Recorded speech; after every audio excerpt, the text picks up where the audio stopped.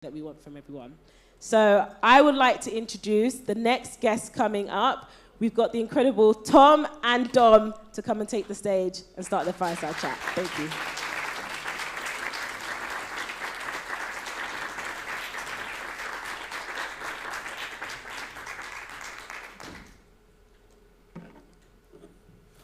Can you hear me?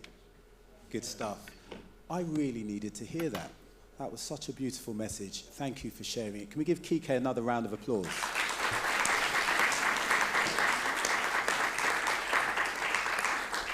Hopefully that's recorded. I'm going to play that every day. Every time I switch on X or whatever, I think that's the antidote to the madness which is out there. So my name is Dom Scott. I am the managing director of a financial services firm. And today I am in conversation with Tom Adeyoola, the chair/CEO of Innovate UK. And today we're talking about mastering the art of adaptability, turning career setbacks into growth opportunities. And we're going to explore how we can adapt to constant change, make decisions in uncertain environments, and build resilience in the face of disruption. And in doing so, we'll share a few war stories and hopefully some actionable points for you. I'm not even going to ask you how you are, okay? We haven't got the time. I'm going to assume you're good. I've spoken to you before. He's good, okay? I'm good. We're going to get straight to it. So the first question is, executive leadership today demands adaptability. What mindset shifts or habits have helped you embrace change? Well, I think in my career, I've worked at a lot of different places.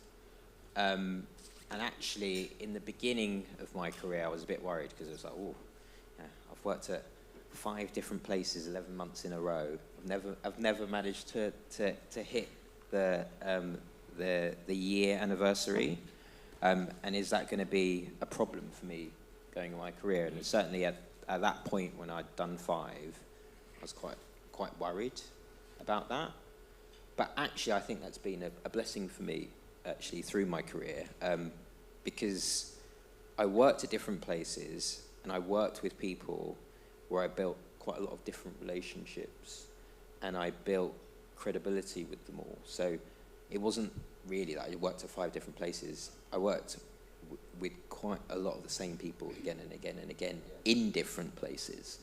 And by not staying somewhere, I didn't build up that inertial habit, which is like, I have to be here and I'm going to stay here. And certainly having worked at certain companies, the people who moan the most about the company and were the ones who never left, right? It's the ones who are actually focused on where I want to go. That's a strange bit of psychology.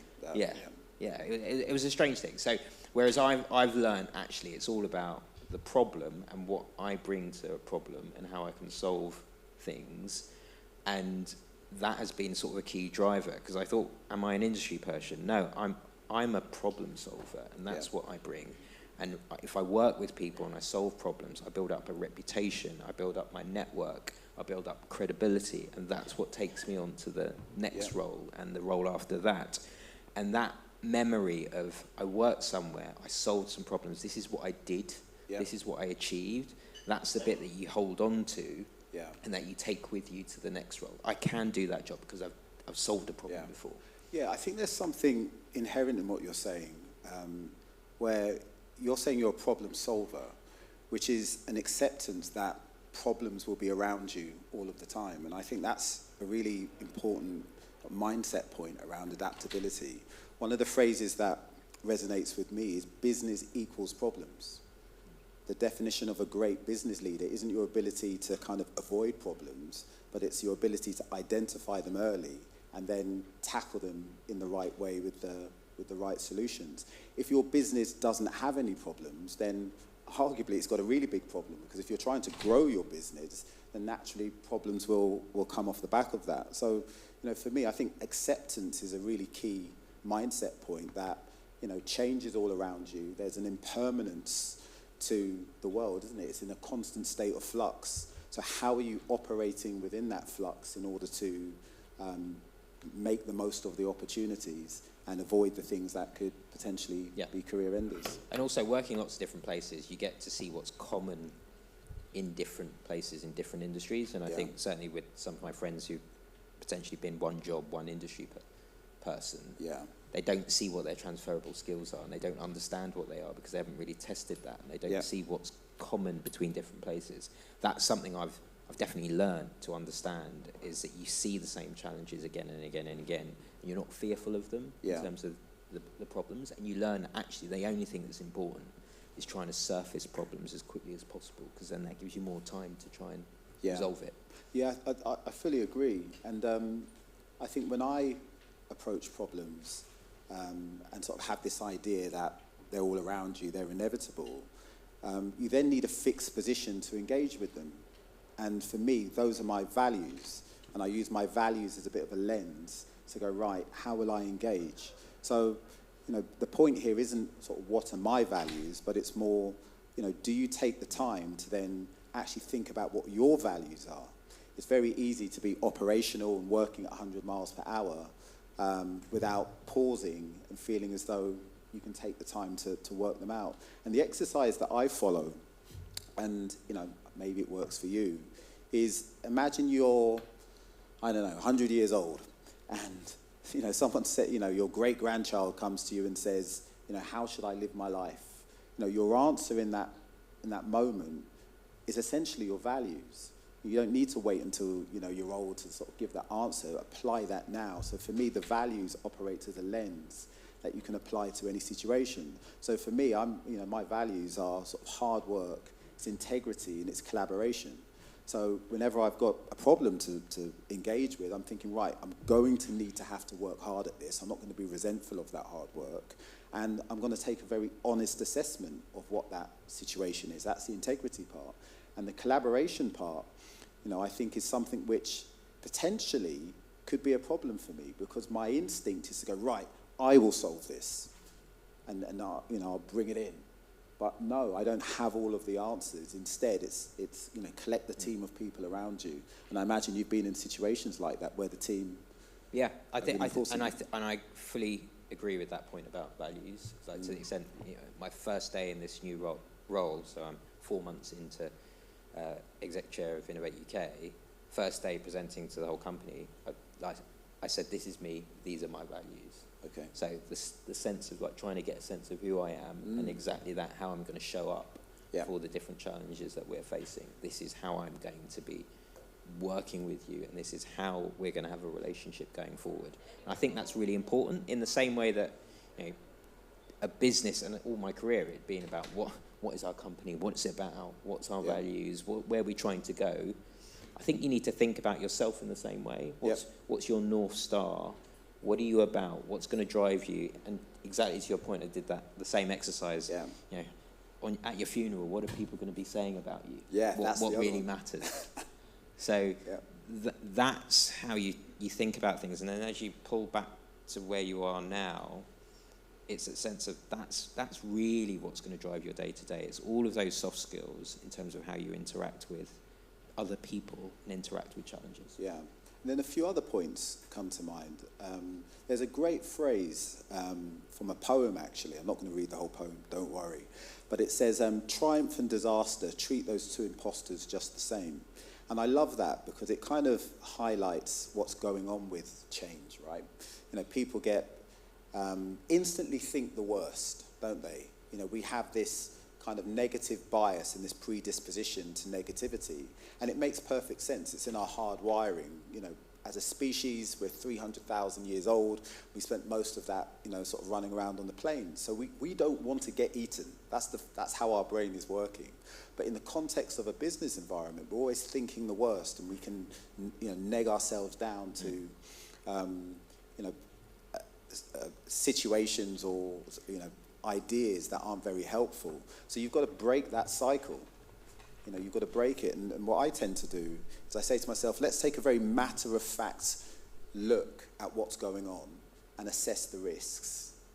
And then work out what I can control, identify what I can control from what I can't.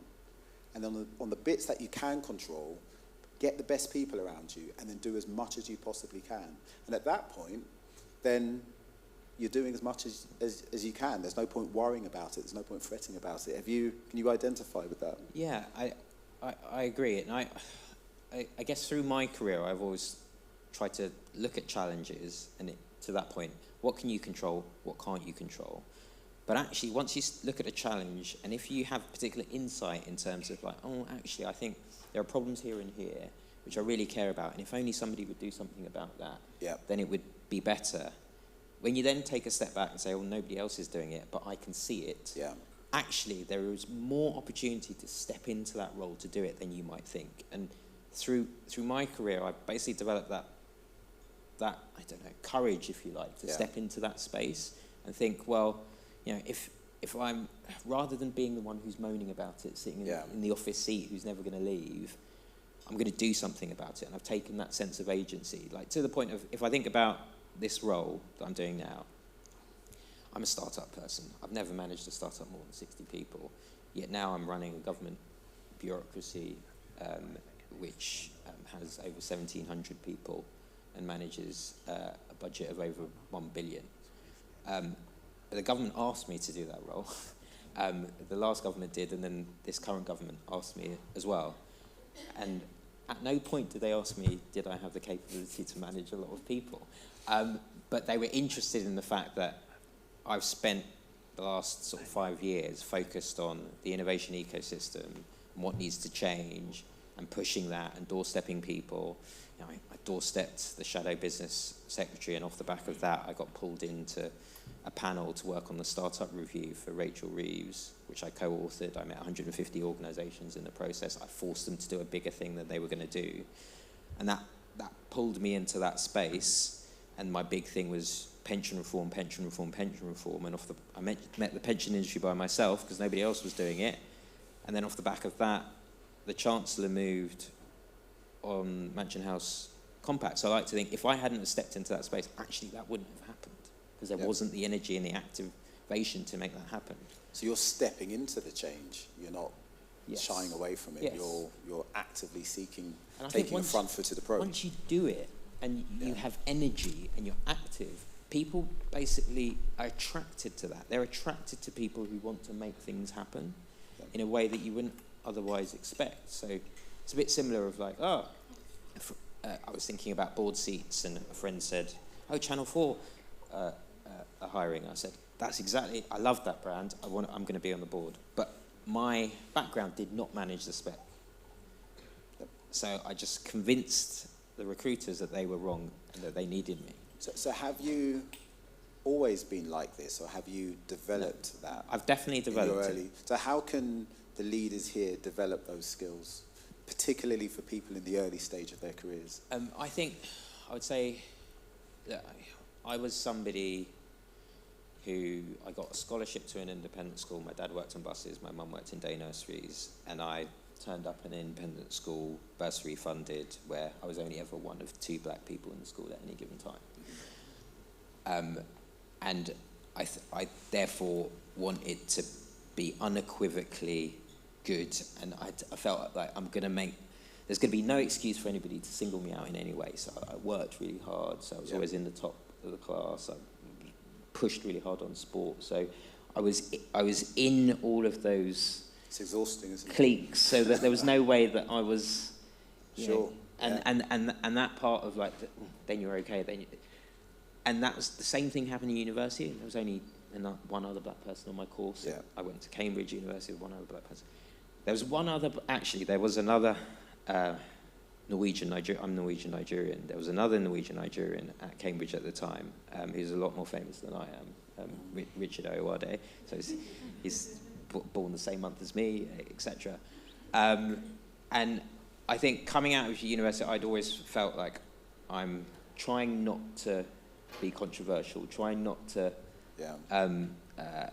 get pointed out, but being good without like making a scene for a reason to like come at me. Yep. And therefore, I always thought I was going to be a number 2, never a number 1. I didn't think I was going to be the CEO. I was going to be the guy doing the work in the background. Okay. I wasn't the inventor. I wasn't the creator. I wasn't. Yeah. That's how I felt. Okay. And then in early part of my career, I was a strategy guy working for senior management. That's my position. You know, I think, one of the sponsors, I was part of the pre-launch phase of developing 3, which is... and that's what I thought I was. I was like hardworking. That's where I sit. That's my natural position. And so the first half of my career, I didn't manage anyone. I was just a clever guy figuring out problems.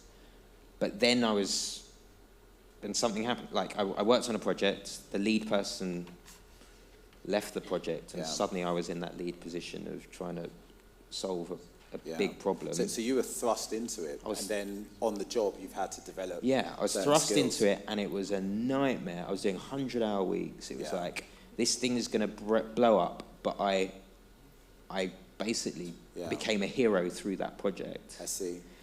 And then I started to manage groups of people, and then for that company, I took a product from 0 to 70% of the UK market in 18 months, and I was like, hold on a minute, So you essentially sort of developed these skills on the job. So I was thinking about this question, obviously, yesterday, and I was thinking, God, where was I 20 years ago, and how have I sort of developed my adaptability? And I think, if I had to sum it up, I think the first one would be humility.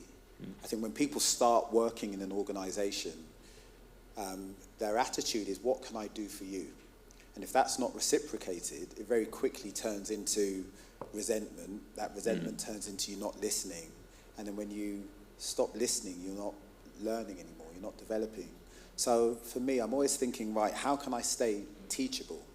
Can I continue to be teachable? And if I'm not in an environment, a bit like the people you've mentioned before, where you're not teachable, you're not functioning, then it's time to move on and find that next teachable opportunity. The other one is a bit of a strange one. It's pray for challenges. Pray for sort of bad things to happen to you. I've got a friend who's a stand-up comedian, and he gave me the line, actually, because he wants material for the stage. And I look back at my career now, and I've dealt with some really tough stuff. I was there for the credit crunch. I've had a cybersecurity attack. I've had senior managers leave on the day they've resigned.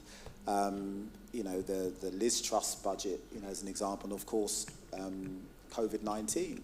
But all of these things have added, texture and substance to my ability to now deal with things going forward. And touch wood, I don't have to deal with anything worse than what we've dealt with already. But, we've had it pretty tough. And I think so far. It's in those difficult moments where the likelihood is that you're going to fail. Yeah. That you really start to understand your true potential.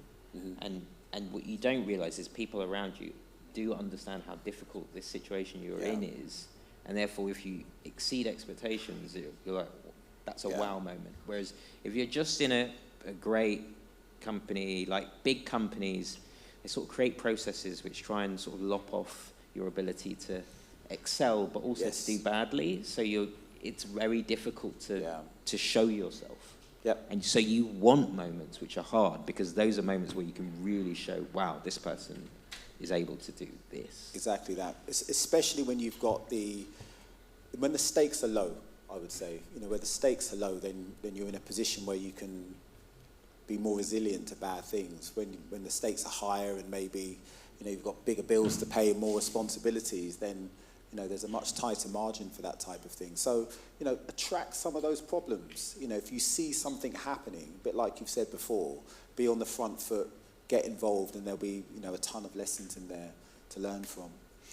Are there any questions from anybody? Before I ask my next question, is there anything from the audience that someone would like to ask, as opposed to just share a general point? Yes, please. Thank you. Great conversation. Probably questions both of you, Tom. You mentioned Hi. Question to both of you, but Tom, you mentioned two words which are very prevalent to this particular topic, and one is fear and the other one is fail. Words that people try to avoid. Maybe you can share a story of where you've faced those two words and how you've overcome them. Yeah, so I mean, I built my own startup, a fashion technology business, and initially going into it, having worked for this other company and built up the courage to think, I think I could be a number one. I think I could create something by myself. I was in the process of setting it up. My old bosses were about to sell their company, so they were like, yeah, we'll give you some money. And so I thought, yeah, that's good. I've got potential money coming away. And this was at the end of 2007. And then the credit crisis went, oof, right? So, and the deal collapsed, and therefore there was no money. And I had a mortgage at the time as well. And I was like, quite a heavy mortgage. And I was like, actually, I shouldn't do this. This is not the right time to do this. But I thought, actually, I believe in the idea, which is to try and solve the online clothing fit problem using computer vision. I'm going to do it. So I quit, which is mad. And knowing that the likelihood was failure. But at that moment, I think, actually, when I broke it down, what was the worst that could happen? The worst that could happen was I go get a job again. Even though I did, and then it was like trying to think, how am I going to raise money when I don't know people with money? But I talked about my story, and I talked to people about this is what I'm trying to do. And then in talking to people, it was quite interesting, because people I didn't expect then said, "Oh, we'll back you."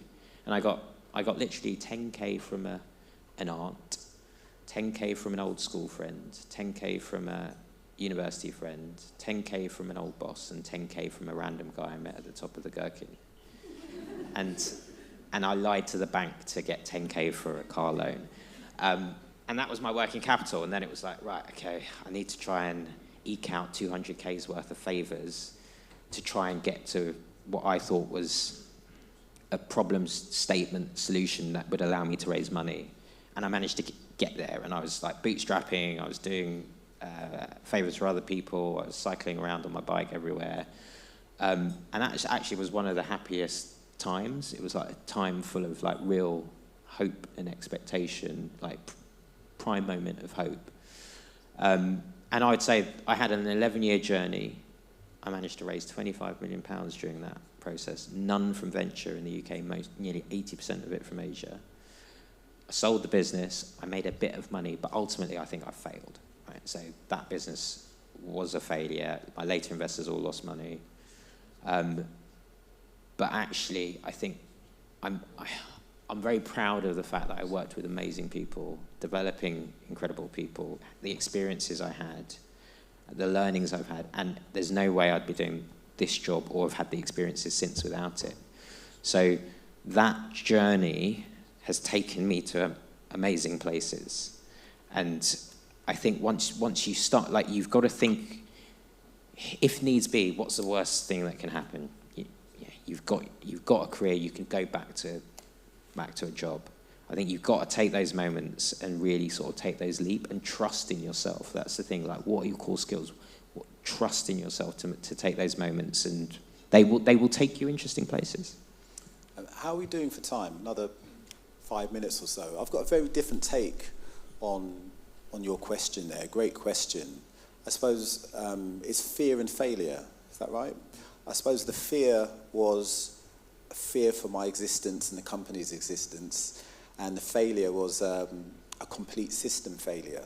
So this was in the early days of remote working, not when it was fun and cool, but when everyone was panicked and businesses didn't have the operational sort of capacity to manage their teams in disparate places.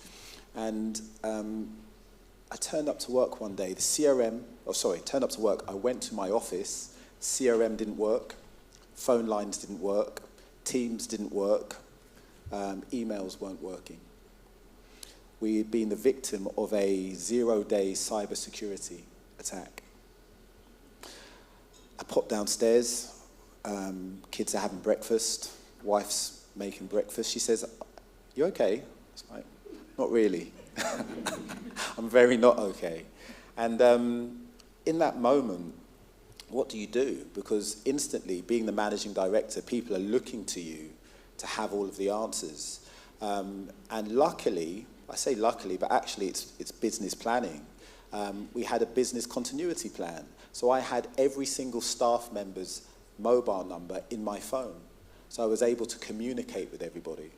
I was able to leave a WhatsApp video call, which I had to record 50 times to get the tone just right. It's quite a particular tone to not look as though you're nonchalant, but look as though you've got it under control when you really, really don't.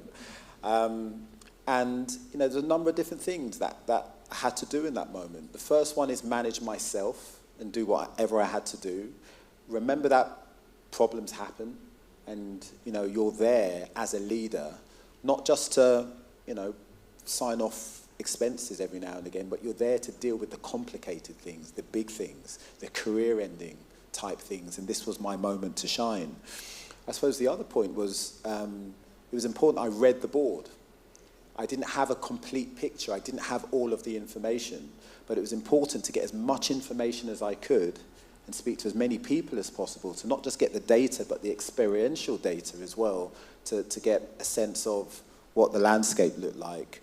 And then it's about over-communicating, across that 6-week period before we were back fully online.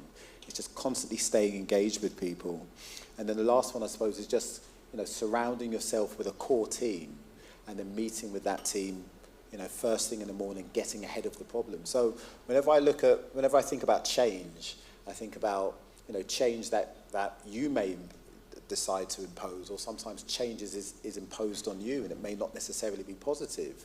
I just go through the lessons from that experience and just apply that each time going forward.